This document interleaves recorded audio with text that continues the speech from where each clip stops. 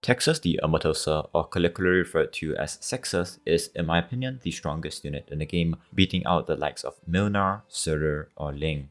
To back up that outlandish claim, the video will be divided into three parts. Firstly, on analyzing Texas' strengths, as most other Texas analysis videos do, then focusing on her applications in future content alongside future units, and finally concluding with an evaluation/comparative where I demonstrate why she is undoubtedly the strongest unit in the game. Of course, anyone with differing opinions are welcome to comment below or join my Discord, where I'll be happy to have a discussion. While it might seem like a ludicrous claim on paper, other content creators like Storn, the pioneer of broken thumbnails, also corroborate with this idea. Who knows, maybe you come away from this video being a devotee of the cult of Texas. The analysis of Sexus' kit has to be broken up into Skill 2 and Skill 3 given how varied their applications are. Unfortunately, Skill 1 isn't really prominent enough to be worth mentioning, especially given how Waifu, Lapland, etc. have varying sources of silence that are generally better. Before getting into the nitty-gritty of skills though, what about her general kit? Well, Texas is a fast redeploy, meaning she has an 18/16 second redeployment timer with potentials, and she has a passive that allows her to reset her skill duration upon killing an enemy. This means that she is significantly weaker when facing a boss solo and often wants to kill accompanying trash mobs to reset her skill duration.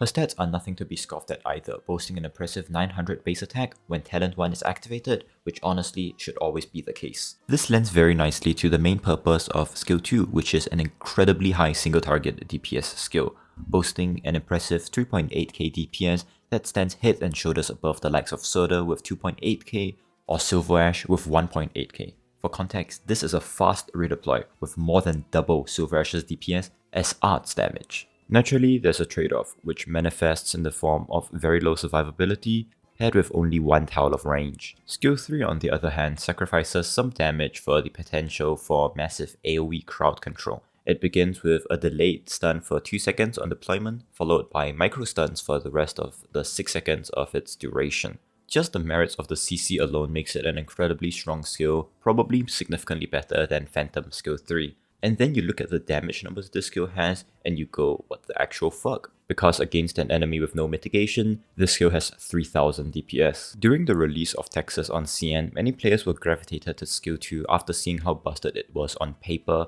as well as the potential for, in many players' words, a mini Surtur on a fast redeploy. After a few weeks, however, most people decided to switch to Skill 3 as their daily driver, just due to simply how strong it felt in regular gameplay. Let's give some brief analysis on why, starting with Skill 2.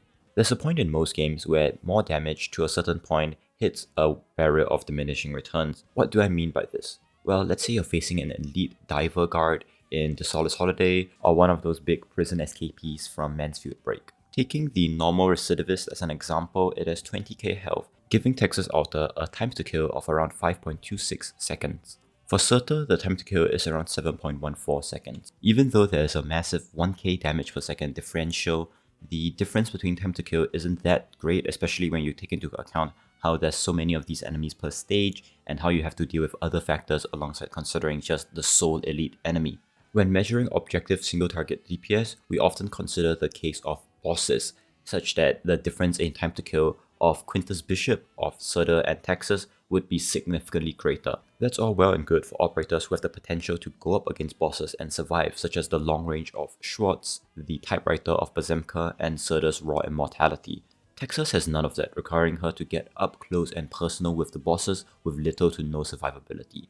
So in the grand scheme of things, she's rather unviable to use as a single target damage option against bosses, being relegated to dealing with the elite enemies. In this scenario, her role as a fast redeploy assassin still shines through and still deals an absurd amount of total damage, but it isn't as crazy as it would have when it appeared on paper. Now, some of you might be a bit confused. Going by the title and the introduction of the video, I should be making arguments for Texas, not against her. This is something that will be elaborated more in the last part of the video, but it's important to understand an operator's weaknesses, because then you can pinpoint their strengths better without having to deal with others strawmanning their weaknesses and taking that down in order to prove that Texas might not be the most viable unit. So far, we've established that Skill 2 is a great elite killer, although maybe not the best at bosses. Then how does Skill 3 do? The marginal utility of 8, potentially 16 seconds of CC placed anywhere on the map on a fast redeploy can simply not be understated. To put it in another way, you can CC any part of your map 50% of the time near permanently. Against bosses, her microstuns act incredibly well in stopping the boss's auto attacks, and if the boss is stun immune, there will always be other enemies in the stage where the stun and consistent damage can play a huge role in. So we've established that both skills are good, although my personal bias leans towards skill 3. What about their applications in future content? Well, skill 2 is strong as ever, with its bursting down of elite enemies prevalent in nearly all of the events. Skill 3, however, has some unique interactions with future mechanics as well as future operators. Minor spoilers ahead for IS-3 and Reed Alter. In the context of IS-3, there's these floating/levitating enemies, colloquially referred to as manta rays, that become ground enemies after CC. In the lower difficulties of IS-3, they're incredibly easy to deal with, and units such as Thorns or Chowder just melts them. In the higher difficulties, CN had IS-3 released much before Texas, so they were forced to upgrade units such as Mayor or even Erato to CC these units. With the advent of Texas, these other alternative stun options were removed, and Texas starts dominating the IS-3 meta as the main counter against the Manta Race. In the context of IS-3, especially in harder difficulties, skill 3 is considered the much superior choice given the flexibility as well as the whole panic button thing to save you from leaking a few lives. In the context of pairings with future operators, Reed Alter, Surder, and Texas are known as a golden trio. Reed Alter's skill 2 places fireballs on 2 allies in range, and these fireballs will deal damage to any enemy they come across. Pairing Reed with Texas and Surder into a single enemy split box between them deals an incredibly high amount of damage whilst also keeping the enemy CC'd using Texas skill 3 while tanking it with Surder's skill 3. This application of Texas skill 3 against the bosses makes it generally more viable than skill 2 if you have the prerequisite units for it, given the microstuns on skill 3 helps to keep both Surder as well as Reed healthy. It stands to reason then that most of my arguments regarding Texas being the strongest unit in the game comes from her skill 3, although skill 2's marginal damage utility still comes in very handy in the context of newer or less developed accounts. Now then, which metrics do we use to decide the overall best unit in the game, and why do I believe Texas holds that position? Well, it comes down to the replaceability of the unit, how much impact it has on your roster in terms of raw power level, as well as an arbitrary score on how well it changes your Arknights experience. An example of an irreplaceable unit would be Nightingale that essentially trivializes all arts damage in the game once skill 3 is up. In the raw power category, we have our generic units such as Surder or Penance that offer an incredible amount of staying power. However, their role can generally still be fulfilled by other operators in the sense that if you're using Surder to kill a boss, well, any other unit dedicated for boss killing can probably also replicate that effect. In the context of units that change your Arknights experience, we're looking at quality of life units for the most part. We have stuff like Inez, Canterbury, Bagpipe, and Myrtle, stuff that revolutionizes how you play with your DP economy, as well as how you approach stages as a whole. If we were to value these categories equally, it's fairly clear that Texas comes head and shoulders ahead of everyone else, bar maybe Surder and Milner. The impetus on traditionally broken units such as Surder, Chowder, or Milner is that in the first category, they are generally somewhat replaceable. There are just so many DPS choices in the game nowadays that odds are the average mid-game account would have a very strong damage dealer, if not Surder tier, at least someone like Horn, Kaltstead, or Irene. The rationale goes that more DPS units, even if they're inherently weaker than the strongest of the strong, will still devalue them because you have more options, when a roster with a bunch of built mid-level DPS units might prefer to get a more utility-focused unit that might complement their roster better. This is where Texas wins out the most because she is completely irreplaceable. Anecdotally, after I got Texas on CN and then went back to EN to play some of the new events, my roster really just felt horrible to play even though I tried all manners of substitutions such as Phantom Skill 2, Red Skill 2, and the like. There is no unit in the game that replicates what Texas Skill 3 does so well, making it incredibly highly rated in this category. In the context of raw power, there is no question to who comes out ahead. Surder, Milnar, Ling. They're the busted, incredibly powerful units that any unit would have a hard time facing against. But Texas doesn't do badly in this category either.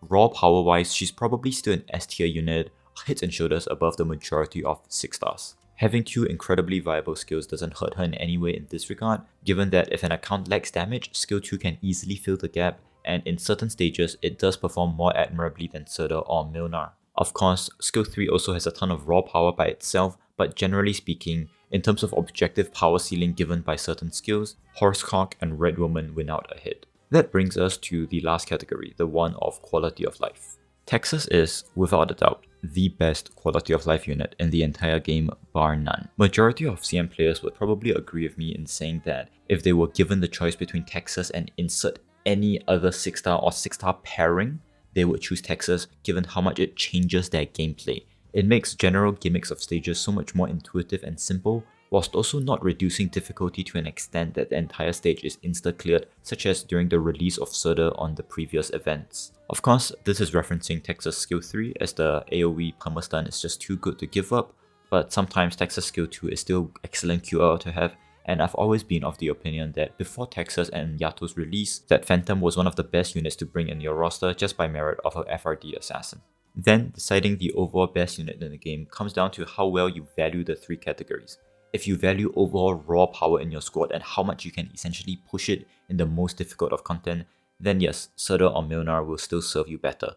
But if you value how well a unit performs in a general roster, i.e. one that isn't a perfectly min-maxed one, how well it would serve the average player, as well as how much impact it would have on your Arknights experience, as well as still having an emphasis on how strong the unit is overall, then yes, Texas is undisputedly the strongest unit in the game.